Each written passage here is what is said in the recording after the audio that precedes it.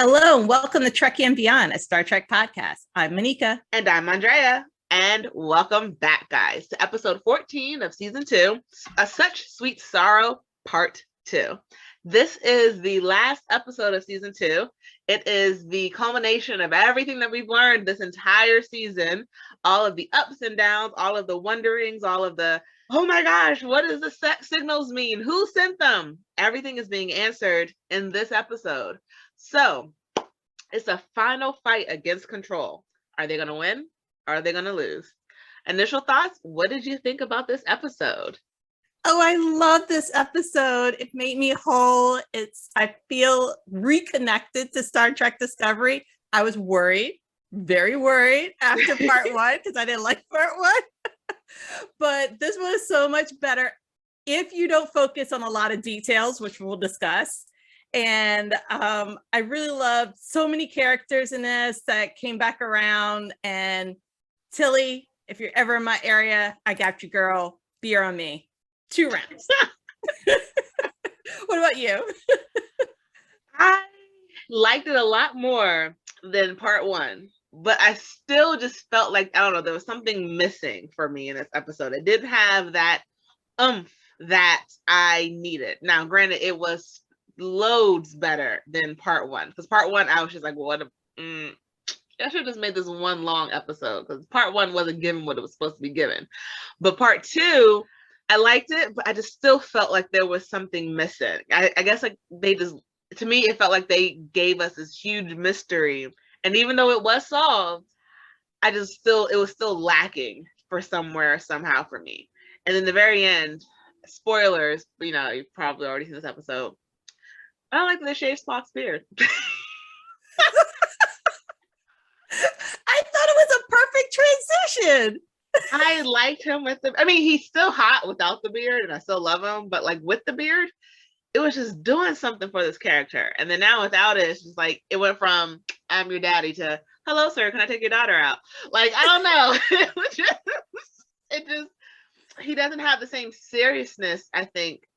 Like, he didn't show, like, he looked so much younger without the beard. He looked more like a baby without the beard. So like he just didn't seem as serious without the beard. It went from, like I said, hello, I'm here for my wife, versus, hi sir, can I take your daughter out? Like, it wasn't given what it was supposed to give. Well, I thought because they also transitioned his beard at the same time as he transitioned back into Starfleet uniform.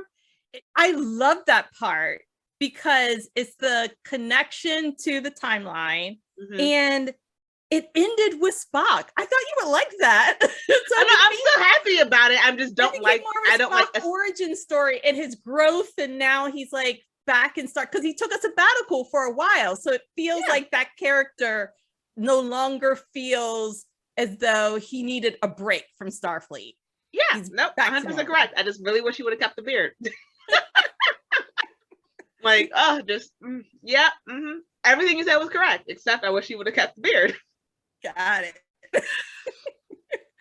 So, this episode, we get the answer, and it's all about the 7 signals, about who really sent them, and it's about Discovery realizing they have to go to the future, from part 1, and then it's also about like that process of them building that. Again, Discovery being able to figure out something that took someone else generations to figure out. And they figure it out like that. And they're able to put the exoskeleton together for her, like the time suit. They're trying to survive. We see a death that I wasn't expecting. This episode was a lot. It was a lot of moving parts, a lot of different people speaking. You're right. This was a very Star Trek focused show, episode. I liked it, but let's talk about what we did and did not like about this episode. I really liked the action scenes. So the fight between Nan, Georgiou, and Control / Leland.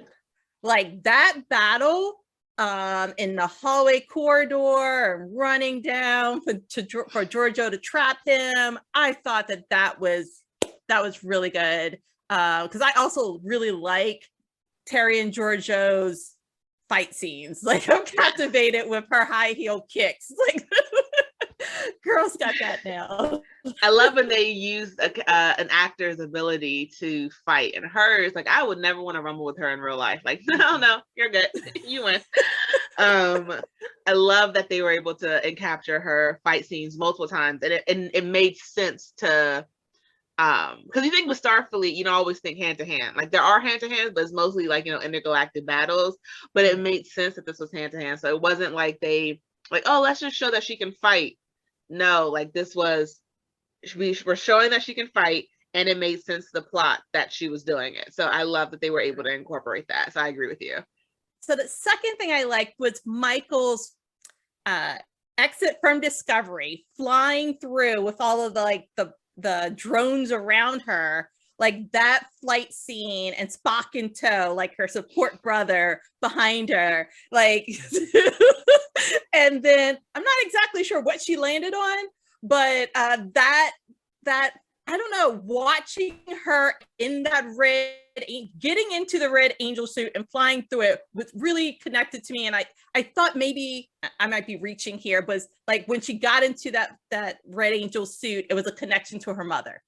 Yeah. And so I just loved that and that family dynamics. And now she's off to a new journey and all of that. So I really like that scene.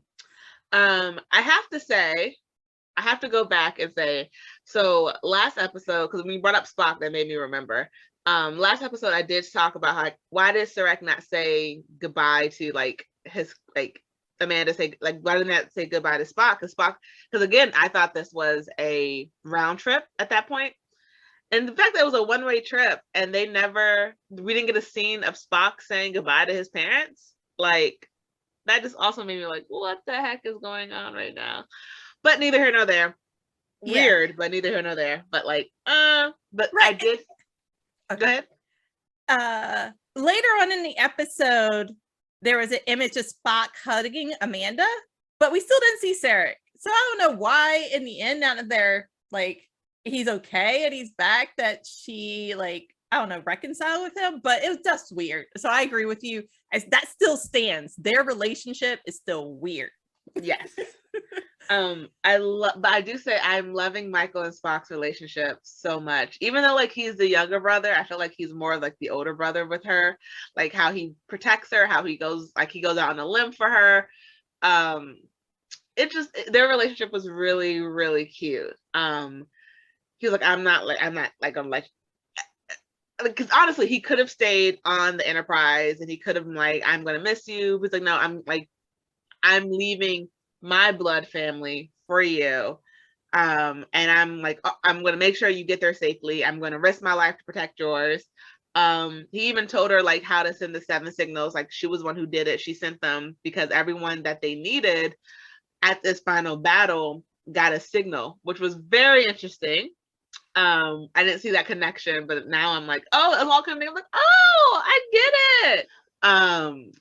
And even when he said like, I love you in Vulcan, it's like, I love you, sister, or I love you, Michael. And she's like, I love you too, brother. It's I'm really happy we got to see that sibling relationship, because the Spock that we always see on all the other shows is very stoic, very, I mean, he's also funny. He has his funny moments, in my opinion. Yeah.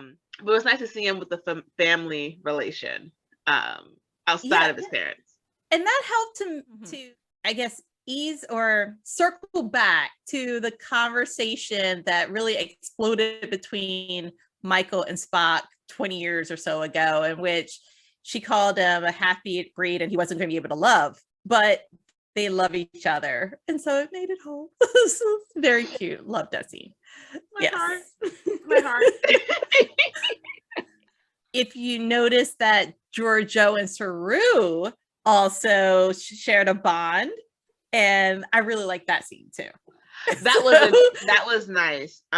Because she went from saying I would eat you, right? Like I eat, like, because let's remember, she's eaten his people before, like, but not technically like this version, but she has eaten for like Kelpians for the sake of just eating Kelpian. As I don't think she abused anyone from this universe, her equal, because no one's willing to go to the lengths that she would to win.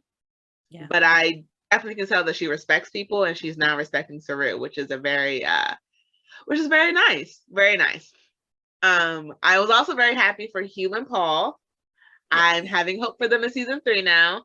I was going to be very, very, very adult about it from last episode. I hated it, but I also understood you couldn't force a relationship that was never going to work. And the fact that he's like, I couldn't leave, and they want to be. I hope there's not going to be in season 3. Are we not? I hope there's no push and pull. I hope they just actually get back together. Don't break my heart, please, because I love you guys. And we get the answer to Michael's vision. And so we find out that the vision was not set in stone. We see that her vision from the last episode did come to fruition, but because she made the changes that she made, which is why they showed, I still don't get why they showed it to her on the wrong ship, but neither here nor there. We see that Enterprise gets hit by the unexploded round, and we see that Leland gets on the ship, but they're more prepared, which is also interesting because we don't see her tell anyone that Leland is going to get aboard the ship. So why were they more prepared this time than last time? But I won't untangle that rabbit hole because at that point Michael wasn't on the ship; she was already off the ship. Right. But they were able to have that fight that you liked between Georgiou and Leland. So it was nice to see that the vision had a meaning, because I was just wondering if they were throwing it in to throw it in. But it did sort of happen. And then we get one of our most honorable, but like in my mind, pointless, but honorable deaths this episode with the Admiral. I don't think that was pointless. First of all, that scene, I think, helped with Pike's character arc as well. Yes. Because he was willing to sacrifice himself for the rest of the crew, because he didn't think that he would die that way. Mm-hmm. So it was like a connection back to a previous episode. I think it also shows that she's able to stand up now, because she was a little bit afraid at the end of season 1. She was speechless on the bridge, right? When she found out that Starfleet was attacked, and she sat in a chair and she didn't know what to do. At this time, though, she rushed down to help take apart the missile. Like, she seemed more fearless and a much better leader. So for me, it was a character arc. I feel better about her because she seemed more mature and a much better leader. Just that. Okay. What about? I understand that. I can understand that. I can see that. For me, the reason I said it was like pointless, it was just, I get why the blast door opening would be inside the room so you can stop it from an explosion on the outside. But in my mind, why isn't there like a different one on the outside of the room? Because like, what if you're trapped inside and you need to get out, but then you need to close it again? And like, why wouldn't there be one outside? And I guess because I was playing that in my mind back and forth, and like, one could say you can put the blast doors down to protect yourself from an invasion, and you don't want them to be able to open it from the outside. But it also can be said, what if you miss, like, what if it closes before you can get in there? And you can't, like, you need to get into that blast door to protect you from an explosion that's happening on the outside. So it's like, is this a defect in the way, like, you built the ship? Why? Like, yes, really? With you. I noticed a lot of details in this episode that is not as logical, but I'm trying not to focus on that because there's a lot of other things that I liked. But I'm with you. And so I'm looking forward to talking about these details. But I agree with you there, and a few things that it's like they could have beamed, but there was a few other things. Couldn't they beam her out of the, like, yeah, there was like, it was pointless in the sense that it was like, you couldn't have done anything else to get her out of that room, like, except just close the door. And then she just sort of stood with her arms behind her back, like, I'm going to take my death. And it's like, okay, but like, really? You couldn't put the blast doors down and then beam her out of the room? Well, and also the way that door closed, Pike was on the other side. Then she just took a few steps and then the bomb exploded. how did Pike have enough time to leave that area? Because later on they showed the big hole in the front of the ship.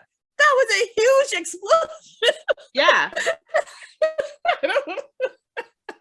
But so try not to. It's crazy. Yeah, it's very crazy, and I just, her death did not make sense to me. I guess because we don't really see her in any of the future episodes, that she had to, like, you know, be written off for continuity. Retire after this final battle. I will admit, I screamed when I saw this person arrive. I was like, yes, finally, you're doing something. I was very excited. Like, yes, that's how you use that. That's how you use that ability that you have. Yes. What did you think? So we're excited because Ash came through to help save the day and save the whole universe, all civilization, because he went and got the Klingons to return with him Laurel and a big old ship to fight in this mission. I'm a little concerned here, but I love seeing him come to the rescue of Michael. I'm concerned because I thought his character was like not supposed to be like the fact that he's alive wasn't supposed to be shared with the rest of Klingons. Like Laurel stated that she killed him, but I guess that he helped make that whole, and now also the rest of the crew is following his orders. What did you think about that? So I loved every part of that scene. And the one thing I loved the most is at first you saw the outline of the ship destroying Section 31 ships. And that was just remnant of the first episode from the first season of the Klingon ship coming out of nowhere and destroying Starfleet. And now they're coming out and destroying Starfleet to save Starfleet. I loved everything about that scene. And to your point about how Ash is supposed to be dead. So I'm thinking this is happening probably like maybe two ways. One, everyone on that ship is part of her, like everyone who's on the first part of the ship, because we don't see him interact with any other Klingons except the ones in the bridge part of the ship. So maybe they're like held under secrecy. Or two, she can play it off as he faked his death, like you know, because Section 31, they provided those, you know how they provided the fake heads of him and the baby. He could they could say that Section 31 like he requested evac and they provided a fake body for her to destroy. So I was like I was thinking the same thing. I was like, you're supposed to be dead, honey. Like they're not supposed to know you exist. But yeah, that was my thinking about that. I love that the Klingons came and I was like, look, this isn't about just saving Starfleet, this is about saving our future, like all of our futures. So I love that they came. And then we also see some Baul ships show up. And who was commanding those ships? So Saru called his sister just to say, left a message and to let her know that he loved her and appreciated her and a very nice farewell. And so I guess Sarana was like, oh my goodness, my brother's in trouble. Let me go help. And during this time, she's been learning how to fly planes. She's now a pilot, wearing a hoodie, and learning how to... Went from being a high priestess of like of a docile nation to, I'm about to run this. Right. They had no technology before, but now she's like a pilot on a Baul ship, which were their arch nemesis. So, so the Kelpians are like, I don't know, really quickly moving forward with technology. And she helps save the day and fight off some of these drones. So it's nice to see all of these connections to friends and family members help them after they helped a lot of other people. And I just love seeing that. I loved it too. I loved every part of that. Like that whole fight scene, I was like, yes, vindication. Yes. And another brother and sister duo, right? Coming in. Another great brother-sister duo. And I love that. And then I also loved how Spock was able to take the Klingons arriving and the Kelpians arriving to say, if you never sent those signals, they would not be here today. Like we would not have the help that we have at this final battle. And like that was like the final push for Michael to like know when to send the 7 signals, and why it was so important. And then we get the scene of her going back in time and then seeing how each person was important that she saved. I love seeing her see Jet again for the first time, and how Jet is a very important to the team. Yes. Going back to Terra Elysium, and knowing that was a possible place for them to be, that gave them another entrance, another piece of information about the Red Planet, but also, I'm sorry, the Red Angel, but to give them also a safe haven to go to in the future should anything go wrong, you know? Right. And the first connection to the suit, I think, really, to see that to see the possible capabilities of what the suit can bring. Yes. And Michael really seeing it. That was, I think, the first time because I think she was in disbelief before. When she heard Spock talk about it in the logs, she was in disbelief. Yeah. But then when she saw it with her own eyes, yeah, that was an awakening. And then we saw what happened with Borath. Kanamar first with Sarana, and how she was able to free the Kelpians. And if she never freed them, they would never been able to come to save them help basically save them at the final battle. And then what happened with Borath, how they were able to see Volk and L'Rell's son, and they were able to get the time crystal. Yes. And then Zahia with the Queen, who was a badass in this episode, talking about, she told them the reason you can't kill those drones is because they're not moving in the right pattern. You have to attack 2 at a time. You can't attack just 1 at a time. I think that's what she said. So how each of those signals that she sent were sent specifically to get them to the final battle. And I love that correlation. Did you see anything that I missed? Anything that stood out to you? You summarized that perfectly. I also like finales that bring things back full circle. And so this also was a reflection on the timeline. So it took me back through the journeys without presenting a recap in the very beginning about what was to come. So I like these types of, ways of which setting up the story and helping to bring closure to come. Yes. And then I also like that Michael said that she would send another signal when they were safe. She would send a signal back to let them know that they were good, which I thought was really nice and sweet. Because you always left wondering what happened. Otherwise, and this way they know that that Discovery is safe. And I think that that's similar to right now when we go out with friends and then we separate and it's like, text me when you get home, kind of thing. Or or our parents ask us, let me know when you're safe at your next destination. So I thought I had a connection with that because I think that that's relevant throughout time. So hey, use your powers, use your signals to send this information. Before we get to how this sort of resolves a lot of issues within the canon story, I do want to talk about some of my little favorite things. So you mentioned in your initial reaction, Tilly saying how you don't take her out for a drink. And I was like, the fact that this girl admitted that the only reason she knows how to save the shields is because she did it when she was doing a drinking game and she was blind.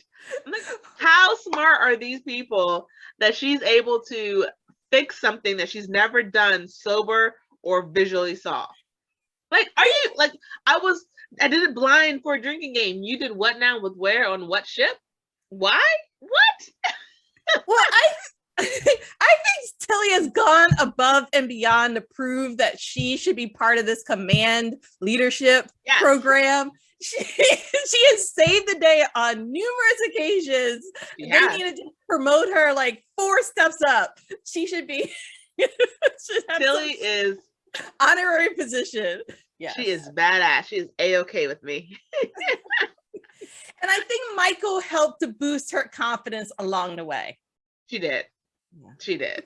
I just, that part with Tilly I just died laughing.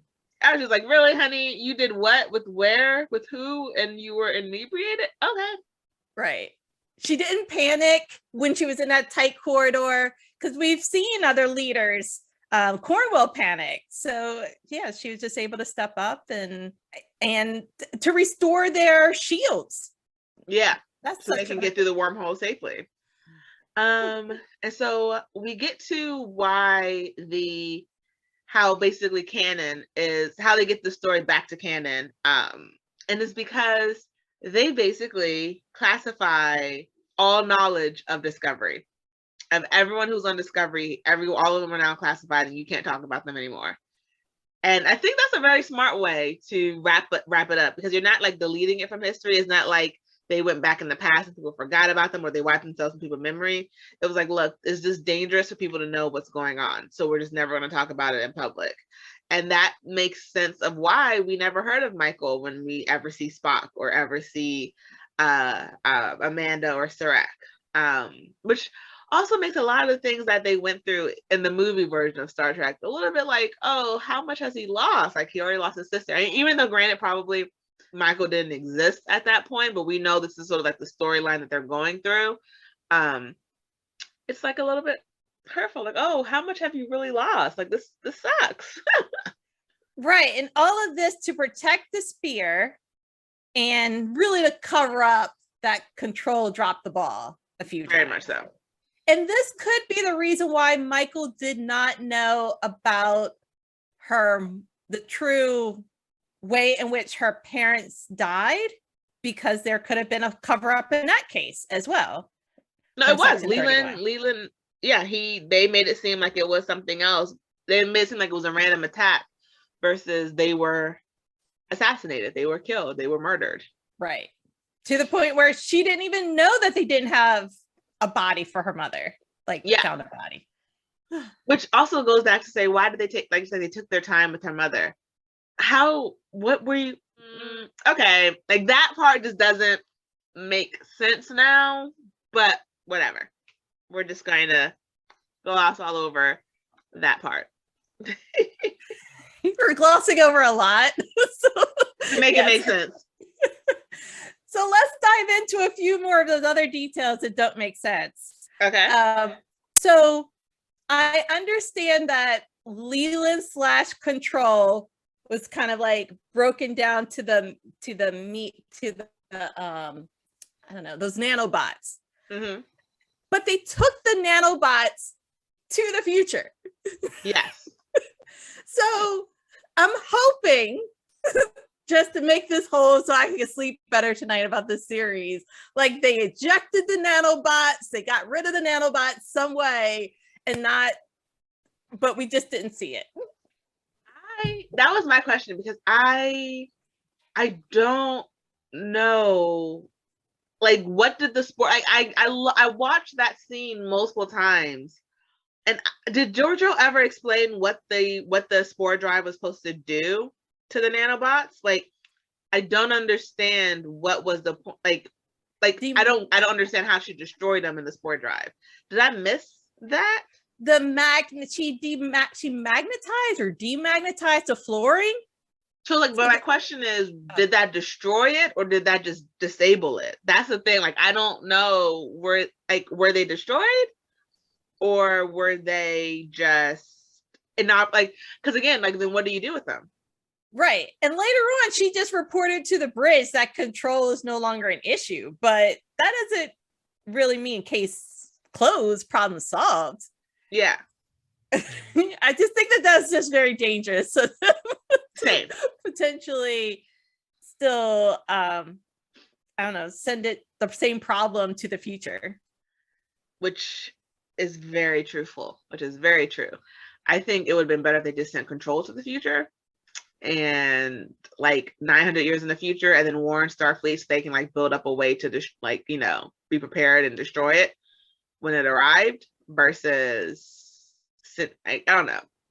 Well, also, how does Section 31 know that Control really has been resolved in that timeline? Like in the time when they were, I don't know, whoever was interviewing Spock, Ash, Pike at the end of the episode, that person alluded to destroying all reference of control. But how do you really know? How do you know it's not like a sleeper cell right now? Yeah. Well, I will say that at least they did destroy all the Section 31 ships. So they know they all the previous Section 31 ships were, well, at least the ones that were under Leland's control were all destroyed. So at least we know those are destroyed. And granted, but you're right, it could be a ship that he didn't bring that still has control on it. So it's very up in the air. And they did, right. And they did not destroy Section 31. They didn't like dissolve the underground agency Section 31. Oh, because Ash, right? Ash has been promoted. Yeah. Section 31. Oh, I knew they were never going to get rid of Section 31 because like they always need that shadow agency to do underhanded things that Starfleet can't be connected to. Right. But because if Section 31 never exists, or if it does good as much as it does bad. Like at the end of the day, their goal is always to protect Starfleet, but they got to do it in channels that are not always how Ash is saved. Normal Starfleet couldn't do that because they don't have like Section 31. They're able to go into places shadowy, do the right thing, quotation marks, the right thing, for the good of Starfleet or the good of humanity. But like for them it's like the ends justify the means, and Starfleet needs that because they can't always do everything upperhanded. Because when you're fighting someone who doesn't fight fair, you need to be able to beat them at some point, if that makes sense.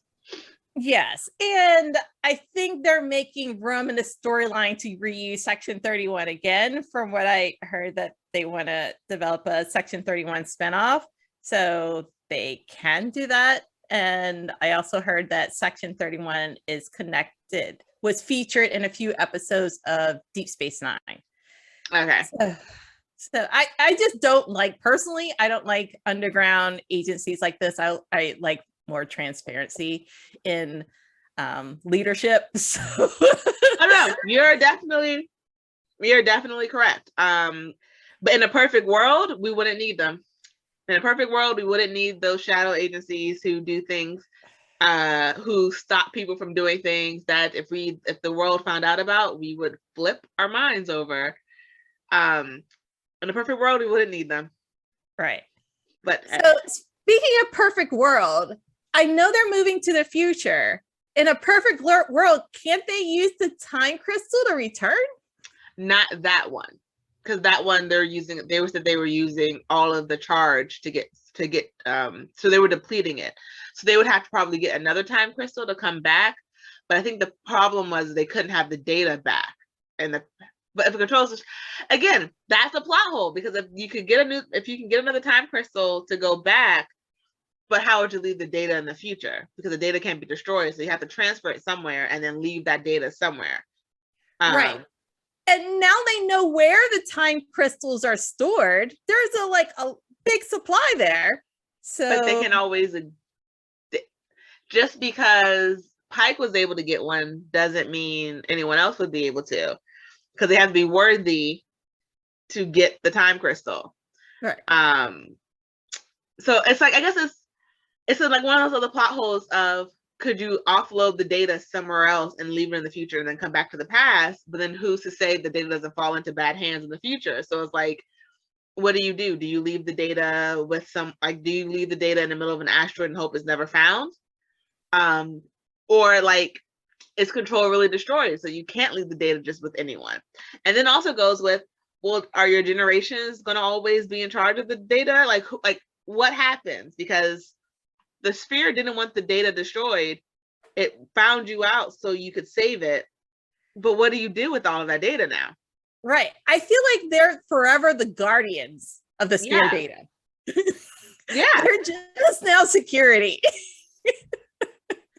So I wonder how that's going to happen. I wonder if there's in season 3, is there going to be like, I want to hope Starfleet's still there. But like, what's the world like? Can they go back to Starfleet and say, hey, we're the Discovery crew, like, check your logs, we went missing this way. So you know how everyone said that we died? Well, we didn't. We went to the future. Like, do you pick up from where you left off? Or are you fugitives in this new future? Is Starfleet even a thing in the new future? Because I think they went like, what? Did they go 900 years? Or they only go 400 years? We'll find out. Like I wanted to say 450. I don't know why that number's sticking out in my head. But like, who's to say where do you go? Who's to say what's welcoming you on the other side? Just very right. confused. And in the future, their technology Discovery's technology must be behind the times. Yeah, must be so outdated. Whatever future they're in, they're now using, I would guess, old school technology. Yes, outdated. Well, super outdated. So one more thing, I was really hoping in this episode somehow they will weave back to Gabrielle Burnham. I don't know. I just feel like I just wanted that level of closure there. I just wanted more time with her because I'm intrigued by her character. And I really only had one episode to spend with her, but I like to learn more about like just her research, how she joined Section 31, what was it like traveling through all this time, and yeah, I wish the writers included her. But now that begs the question: what version of her still exists? She lives in a future that was wiped out by Control. If Control no longer exists to wipe out that future, does she even want to come back anymore? Like, did anything that she did make, like, I know time is a loop, so everything she did had to have happened, but is she alone anymore?